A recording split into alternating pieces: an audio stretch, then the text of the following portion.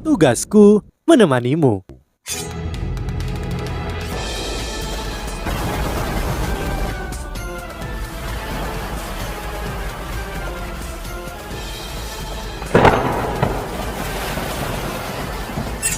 Hai sahabat Pasuk, kembali lagi bersama alur cerita versi novel Solen 2 Sekte Tang yang tak tertandingi. Jangan lupa like, subscribe, dan nyalakan tanda lonceng. Mari kita lanjutkan.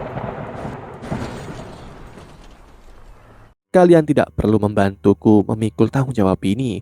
Kesalahan adalah kesalahan, dan sekarang aku berpikir tentang hal ini. Memicu ledakan di gudang itu mungkin memicu ledakan di gudang lain. Bahan peledak itu kemungkinan adalah alat jiwa tingkat tinggi yang disimpan dalam aula kebajikan termasyur. Aku seharusnya memikirkan itu. Ledakan yang kita buat begitu dekat dengan aula kebajikan termasyur. Menghancurkan aula kebajikan termasyur adalah bagian dari rencana kami. Tapi aku terlalu bersemangat untuk mencapai itu dan menjadi bersemangat untuk sukses menyebabkan bencana ini. Banyak warga yang tidak bersalah mungkin mati, terutama karena turnamen Master Jiwa Elit Benua masih berlangsung di sini. Pasti ada banyak pelancong di kota cahaya. Dia menekan bibirnya rapat-rapat setelah kalimat ini. Meskipun dia tidak suka kekaisaran Ryu, warga kekaisaran tidak bersalah dan konsekuensi dari bencana ini tidak terbayangkan. Dia tidak tahu seperti apa hitungan kematian yang sebenarnya di dalam kota cahaya sekarang. Yu Hao, seorang tentara tertinggi, telah mencapai tingkat kehancuran yang tak tertandingi dalam sejarah manusia. Yu Hao akan dikenal sebagai mata Asura di masa depan, dan Asura dalam namanya berasal dari ledakan yang mengerikan ini. Emosi Penatua Swan telah sedikit tenang. Dia akan mengatakan sesuatu ketika suara ramah tapi agak berwibawa terdengar. Penatua Swan, masalah ini tidak ada hubungannya sama sekali dengan mereka. Yu Hao dan aku adalah orang-orang yang merencanakan semuanya, dan aku adalah kakak laki-laki tertua Sekte Tang. Jadi akulah yang menentukan apakah kami melakukan operasi ini. Semua ini tidak akan pernah terjadi jika aku tidak membuat keputusan ini. Aku tidak layak lagi tinggal di halaman dalam dan aku meminta akademi mengeluarkanku sebagai hukuman. Suara baby tenang tetapi ditentukan. Wajahnya masih agak pucat tetapi dia bisa bergerak sekarang. Bibi perlahan berjalan ke depan Yu Hao dan berdiri di antara dia dan Penatua Swan. Penatua Swan bersinar ketika dia menatap Bibi dan menunggu dia untuk melanjutkan. Bibi bertemu dengan mata Penatua Swan dan melanjutkan. Jika satu orang harus disalahkan untuk ini, maka aku yang harus disalahkan karena akulah yang menyetujui operasi ini. Penatua Swan, aku tidak berusaha mengambil tanggung jawab, tetapi aku tidak akan berusaha untuk mengurangi tanggung jawabku. Tidak peduli bagaimana dan mengapa hal ini terjadi, aku masih orang yang membuat keputusan akhir. Hasil dan konsekuensinya jauh melebihi penilaian dan harapan kami. Dan memang benar bahwa kami telah mengambil banyak nyawa. Tidak ada yang ingin melihat ini terjadi, karena warga ini tidak bersalah meskipun mereka tinggal di wilayah musuh. Kami akan bertanggung jawab penuh untuk ini. Aku hanya bisa mengatakan bahwa selama di akademi, seluruh Sekte Tang akan keluar dari halaman dalam kecuali untuk Wo Yu Hao. Dengan cara ini, Sekte Tang dapat mengambil tanggung jawab penuh jika berita tentang insiden ini keluar, dan reputasi akademi tidak akan terpengaruh. Namun Yu Hao tidak bisa meninggalkan akademi Penatua Swan. Anda harus ingat bahwa penatuamu telah menginstruksikan kami bahwa Yu Hao akan menjadi Master Pavilion Dewa Laut generasi berikutnya. Kesalahan ini terjadi karena komando dan kepemimpinanku yang tidak memadai. Jadi dia seharusnya tidak menjadi orang yang memikul semua tanggung jawab. Terlebih lagi, Anda telah melihat hal-hal yang dapat ia lakukan dengan mata Anda sendiri. Dia adalah masa depan akademi. Jika Yu Hao dibiarkan tumbuh dewasa, Shrek akan selalu menjadi akademi nomor 1 di benua. Penatua Swan menggelengkan kepalanya dan berkata, "Baiklah, aku tahu bagaimana semuanya terjadi dan aku percaya kalian. Istirahatlah, kita akan pergi dalam 15 menit. Penatua Swan mensurvei semua orang dengan mata tenang sebelum berbalik dan pergi tanpa mengatakan apapun. Susan Si muncul di samping Bebe. Mereka berdua terluka parah dan kedua bersaudara ini bertukar pandang ketika Susan Si tidak bisa menahan diri untuk bertanya, apa ini? Itu saja. Eja itu menyentuh kepalanya yang bundar dan botak ketika dia berkata, Aku pikir tidak ada yang penting di sini dan kalian terlalu memikirkan banyak hal. Apalagi yang bisa terjadi, semuanya sudah terjadi. Lebih jauh, tidak ada yang tahu bahwa kita adalah pelakunya. Yang benar adalah aku pikir pidato Dong sangat mempengaruhi Penatua Swan. Berapa banyak orang yang akan mati jika senjata menakutkan seperti itu digunakan di medan perang? Ledakan besar ini terjadi di bawah tanah di mana itu tertutup rapat dan bahkan saat ini memiliki efek luar biasa di permukaan. Bagaimana jika ledakan ini meledak di permukaan? Aku menghitung kekuatan ledakan dan aku bisa tahu dari dampaknya bahwa ledakan ini setara dengan 10 atau lebih dari peluru meriam jiwa stasioner kelas 9 yang meledak pada saat yang waktu bersamaan. Apa itu peluru meriam jiwa stasioner kelas 9? Satunya dapat menghancurkan seluruh kota kecil dan itu dapat menghapus seluruh legiun. Dari keberadaannya, ledakan ini hebat dan keras, tetapi aku percaya jumlah kematiannya tidak setinggi yang terlihat. Mengapa? Xiao Xiao bertanya dengan ragu. Ledakan itu tampaknya menyapu seluruh kota. Debu dan asap mengepul di langit dan ada juga gelombang kejut yang menakutkan. Rasanya seperti kiamat ada di atas kita. Hei Ceto menjawab, percayalah pada profesional. Adik junior terlibat, jadi dia tidak bisa menghitung setenang aku. Izinkan aku bertanya kepadamu adik junior, seberapa tebal dinding gudang dan terbuat dari apa itu? Yuha menjawab tanpa ragu-ragu. Dindingnya dibangun terutama dari paduan granit, ketebalan lebih dari 2 meter dan granit di belakangnya setidaknya setebal 15 meter. Desain mereka selama konstruksi mungkin bergantung pada ketangguhan paduan dan ketebalan serta kekerasan granit untuk dukungan dan pertahanan bawah tanah yang sempurna. Hechaito mengangguk, itu dia. Karena itu yang terjadi saat pertama setelah ledakan besar di gudang bawah tanah. Yang besar ini akan melepaskan panas dalam jumlah besar yang akan berkembang keluar, namun proses ekspansi ini akan dihadang oleh begitu banyak blokade yang sulit. Berapa banyak kekuatan yang bisa bocor ke permukaan? Aku yakin perhitunganmu benar. Pelepasan suhu tinggi yang dikompres di dalam gudang bawah tanah dari ledakan kuat ini pasti akan menghancurkan alat jiwa itu. Meski sebagian besar logam langka akan meleleh dan beberapa akan dicampur dengan batu dan kerikil, dan dengan demikian tidak dapat lagi digunakan. Aku percaya kita telah mencapai tujuan dengan sempurna. Dan satu-satunya masalah yang tidak kita pikirkan adalah bahwa panas yang meningkat menyebabkan beberapa peluru meriam jiwa stasioner kelas 9 yang disimpan di gudang lain di dekatnya juga meledak dengan luar biasa. Gudang itu digunakan untuk menyimpan peluru kelas 9. Jadi itu berarti pertahanan dan pelapisannya pasti jauh lebih keras dan lebih kuat daripada gudang tempat kalian berada. Aula kebajikan termasyur telah dirampok sebelumnya, jadi mereka telah belajar dari pengalaman itu. Bagaimana mungkin mereka tidak berhati-hati? Karena itu, jika pertahanan bawah tanah begitu kuat, dampak ledakan tidak akan bergeser secara horizontal. Sebaliknya, itu akan ditekan untuk meledak ke atas, dan ledakan itu menyebabkan getaran kuat dan gempa bumi kecil, seperti yang diprediksi oleh Yu Hao. Namun, peluru meriam jiwa stasioner kelas 9 itu meningkatkan kekuatan gempa ini. Badai pasir dan batu yang kita lihat sebelumnya berasal dari pasir dan batu yang dibawa oleh ledakan ini ke langit dan melanda seluruh kota. Tetapi wilayah di epicentrum ledakan menderita kerugian terberat, dan wilayah itu jauh lebih kecil dari sepertiga dari kota cahaya. Orang-orang akan mati dan jumlah tidak akan sedikit. Namun mengklaim bahwa sepertiga dari populasi seluruh kota akan mati adalah mustahil. Menghancurkan gudang bawah tanah itu adalah pukulan nyata bahwa kita telah berurusan dengan kekaisaran Ryu kali ini. Yu Hao mengangguk terus-menerus ketika dia mendengarkan analisis Hechaito. Dia merasa jauh lebih baik dengan pengingat kakak keduanya dan pemikirannya menjadi jernih. Beberapa kata-kata Hechaito adalah cahaya dalam gelap, tetapi tidak semua yang dia katakan berasal dari dugaan murni. Yu Hao menggali ke dalam ingatannya dan mengkonfirmasi analisis Hechaito. Xiao Xiao tertawa dan berkata, "Kapan kamu menjadi sangat pintar, Chaito? Kenapa aku belum merasakan seperti ini sebelumnya?" Hechaito sedikit merasa seolah dia berbicara terlalu banyak hari ini. Dia tersenyum malu-malu dan berkata, Aku khawatir kalau adik junior akan memikirkan hal-hal lain. Aku ingin menyampaikan pendapat ini kepada penatua asuhan dan aku pikir dia akan menemukan masalah ini jauh lebih mudah untuk diterima jika aku melakukan itu. Jiang Nanan menghela nafas dan berkata, perang adalah hal yang paling kejam.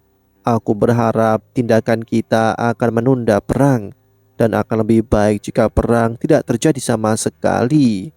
Yu Hao menggelengkan kepalanya dan berkata, itu sangatlah sulit. Kultus roh suci kuat dan Sutiantran sangat ambisius. Mereka akan mengalami kerugian besar dari ini. Tetapi apa yang telah kita lakukan masih jauh dari cukup untuk memadamkan ambisinya sebagai serigala. Wo Yu Hao menghela nafas dalam hatinya. Maaf Kota Cahaya, kakak perempuan senior keempat benar. Perang adalah hal yang paling kejam. Dan apa yang harus aku lakukan sebagai prajurit tertinggi adalah mengandalkan diri sendiri dalam perang melawan musuh-musuhku. Meskipun kali ini banyak orang telah meninggal, aku tidak akan menyesali tindakanku karena aku telah mencegah lebih banyak untuk dikorbankan dalam perang. Dan sekarang kita memiliki lebih banyak waktu untuk bersiap. Bebe menimpali. Masalah ini tidak akan ada hubungannya dengan Sekte Tang selama akademi tidak membicarakannya bagaimanapun. Kita bukan satu-satunya tersangka dari Kekaisaran Ryu. Sekte tubuh mahir bergerak melalui tanah dan mereka jauh lebih dicurigai daripada kita. Susan Si merenung, mendorong kesalahan pada orang lain. Itu terdengar sedikit jahat. Dia berhenti sejenak sebelum melanjutkan. Tapi mengapa aku merasa seperti aku menyukainya? Jiang Nanan membentak. Itu karena kalian berdua sama-sama berkulit tebal. Di sisi Kekaisaran Ryu, siapa itu? Siapa itu? Sutiaran meraung marah dan suaranya yang marah bergema di seluruh istana Kekaisaran. Banyak orang membantu menangani yang terluka dan merawat mereka pada saat ini ketika jumlah dan data terus mengalir. Seperti yang diprediksi oleh Hechaito, jumlah kematian dari insiden ini tidak terlalu serius. Namun kerugian keuangan Kekaisaran tidak terukur. Bangunan tak terhitung di dalam istana Kekaisaran telah runtuh. Tetapi para pelayan semuanya bekerja karena itu siang hari dan dengan demikian hampir tidak ada orang yang terkubur di reruntuhan. Selain itu, struktur interior ala jiwa sangat tangguh.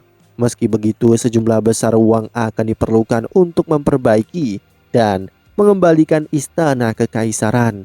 Banyak alat jiwa istana Kekaisaran rusak oleh gelombang kejut yang intens, apalagi berbagai strukturnya. Selain itu, bidang besar struktur telah runtuh. Dengan Akademi Teknik Kekaisaran Ryu di pusat gempa, hitungan kematian kota dan jumlah cedera terus meningkat. Sutiandran tidak akan pusing atas kematian warganya. Apa yang membuatnya merasa sangat sakit dan menderita adalah bahwa Akademi Teknik Kekaisaran Ryu dan Aula Kebajikan Termasyur telah menghilang dari Kota Cahaya. Sejumlah besar sumber daya yang disimpan di gudang bawah tanah itu juga hilang. Itu mewakili dasar dari rencana invasi. Semuanya hilang. Apa artinya ini? Itu berarti rencananya telah dipukul mundur tanpa batas. Selanjutnya, Kekaisaran Ryu mengalami kesulitan mempertahankan kerugian ini meskipun mereka sangatlah kaya. Jing Hongchen hampir memuntahkan cairan merah ketika ia menemukan bahwa Akademi Teknik Kekaisaran Ryu berada di pusat gempa dan hampir pingsan di tempat. Aula Kebajikan Termasyur adalah dasar dari segala yang dia miliki, dan ledakan ini akan mengubur kemajuan penelitian Kekaisaran Ryu beberapa tahun yang lalu. Tidak perlu menyebutkan jumlah orang dari Aula Kebajikan Termasyur yang tewas dalam ledakan ini. Satu-satunya alasan mengapa Jing Hongchen tidak mati adalah karena dia menjaga cucu-cucunya di sampingnya selama ini. Karena dia merasa bahwa situasi baru-baru ini agak tidak stabil. Shou Hongchen terluka parah dan Su Tianran mengambil inisiatif dan membawanya ke istana kekaisaran untuk dirawat. Karena itu, cucu-cucu Jing Hongchen selamat dari ledakan dengan damai. Jika cucu-cucunya yang berharga telah meninggal dalam ledakan ini, Jing Hongchen akan mengeluarkan setiap ons energi hidupnya. Tiba-tiba suara terdengar. Yang mulia, yang mulia, ini tidak baik. Suara gemetar keras terdengar ketika seorang pelayan bergegas menuju Su Tianran. Dia jelas-jelas berduka dan sedih. Su Tianran menjawab dengan marah. Apa? Apa yang tidak baik? Semuanya terjadi seperti ini. Semuanya memang tidak baik. Bajingan, mengapa kau berteriak? Yang mulia, Kaisar, dia telah meninggal. Wajah marah Su Tianran langsung membeku ketika dia mendengar kata-kata ini. Sebuah cahaya aneh berkedip di bawah matanya. Ini sepertinya satu-satunya berita baik di tengah-tengah kekalahan hari ini. Kematian Kaisar berarti bahwa dia yang adalah putra mahkota memiliki kesempatan untuk naik tahta. Dia memiliki pengaruh dan kekuatan yang cukup untuk mendukungnya dalam upayanya untuk naik tahta. Dan perlawanan terkuat yang dia hadapi berasal dari garis keturunan Su Guozong. Tapi bagaimana mungkin Su Guozong akan selamat dari ledakan luar biasa ini? Tiba-tiba semuanya tampak tidak terlalu buruk. Su Tianran menggertakkan giginya saat dia menatap rombongan monster jahat yang sudah berkumpul di langit. Tiba-tiba dia berteriak dengan sedih. Ayah, ayah, bagaimana Anda bisa pergi begitu saja? Dua garis air mata mengalir di pipinya. Tetapi tidak ada yang tahu apakah itu berasal dari kesedihan atau dari penyesalan. Di sisi barat Kekaisaran Ryu, ada banyak gunung di sekitar dan tidak ada satupun sinar matahari yang menembus. Ini adalah pusat pegunungan barat Kekaisaran Ryu, dan lembah raksasa ini lebih dari 5 km. Lembah ini sangat bulat. Lembah ini tenggelam ke dalam belahan bumi dan dasarnya dipenuhi air danau yang jernih. Air danau berkilau dan sangat jernih. Beberapa bayangan memecah ketenangan dari tempat ini. Mereka melayang di langit dan mereka dengan cepat tiba di atas permukaan danau. Seseorang akan menyadari setelah memeriksanya lebih dekat bahwa ada 4 orang. 2 dari mereka memiliki kerudung hitam menutupi wajah mereka, sementara masing-masing membawa seseorang di tangan mereka. 1 orang seorang pria muda dan yang lain adalah seorang gadis muda. Pria muda dan gadis muda itu menangis ketakutan dan terkejut, namun mereka tidak bisa bergerak sama sekali dan mereka tidak bisa berjuang bahkan jika mereka mau. 2 orang berbaju hitam dengan cepat membawa mereka ke tengah danau. Mereka menatap air di bawah mereka. Kamu, apa yang kamu coba lakukan? Pria muda itu berteriak dengan suara gemetar. Salah satu penculiknya menjawabnya. Suaranya terdengar serak ketika dia berkata, kami ingin mengatur upacara pengorbanan besar dan kami membutuhkan manusia yang hidup sebagai pengorbanan kami. Kami telah menangkap kalian yang juga menikah satu sama lain. Bicaralah sekarang siapa yang ingin dikorbankan. Kami akan membiarkan 1 orang pergi. Tidak, aku mohon, biarkan kami pergi. Menilai berdasarkan usianya, gadis muda itu sepertinya belum lama menikah. Suaranya bergetar saat ini, tetapi dia menatap suaminya dengan tatapan memohon di matanya. Suaminya balas menatap dengan mata lamban. Tiba-tiba dia meraung di atas suaranya. Aku tidak ingin mati. Aku tidak ingin mati. Gunakan dia sebagai pengorbananmu. Sang istri menatap suaminya yang telah bersumpah dengan dia dan matanya dipenuhi dengan rasa tidak percaya. Bagaimana kamu bisa melakukan ini? Tidakkah kamu mengatakan bahwa kamu akan melindungiku dengan hidupmu? Kamu pembohong. Suaminya melonglong histeris. Kita hanya hidup sekali dan hidup ini hilang ketika kita mati. Bagaimana denganmu? Apakah kamu pikir kamu lebih baik Apa yang terlihat di matamu sebelum ini? Tidakkah kamu ingin aku mengorbankan diri untukmu? Aku sangat baik padamu. Jadi mengapa kamu tidak akan mengorbankan diri untukku agar aku bisa hidup? Omong kosong. Aku ingin hidup, tetapi aku hanya ingin tinggal bersamamu. Pergilah ke neraka. Kaulah yang harus mati. Bunuh dia, bunuh dia. Emosi sang istri menjadi sedikit histeris dan bingung. Dua cahaya dingin melayang dan memotong pasangan itu pada saat yang bersamaan. Cairan merah segar mengucur mengalir ke permukaan danau. Mata pasangan itu dipenuhi dengan keraguan dan ketidakpercayaan, dan mereka sepertinya ingin menanyakan sesuatu tetapi mereka tidak lagi mampu melakukannya. Salah satu penculik mereka bergumam dengan jijik, "Ini adalah sifat manusia yang berubah-ubah dan semua orang berpisah ketika bencana datang. Berapa kali kita melakukan ini? Ini tidak pernah gagal sebelumnya. Tempat ini cukup aneh. Ini hanya dapat diaktifkan oleh kehidupan seorang pria dan wanita yang sedang jatuh cinta, tetapi pada akhirnya saling mengkhianati." Pria hitam berpakaian lain menurunkan suaranya dan berkata, "Potong omong kosong itu cepat. Kita harus cepat menyelesaikannya dan membuat laporan yang sukses tentang tugas kita. Tempat ini akan diaktifkan 2 jam setelahnya dan bahkan orang-orang kultus tidak dapat melarikan diri dari tempat ini ketika waktu itu tiba. Setiap manusia di dalamnya akan..." Demikianlah kisah untuk kali ini. Sahabat Pasuk, jangan sedih, jangan bimbang, apalagi galau, karena aku kan selalu menemanimu.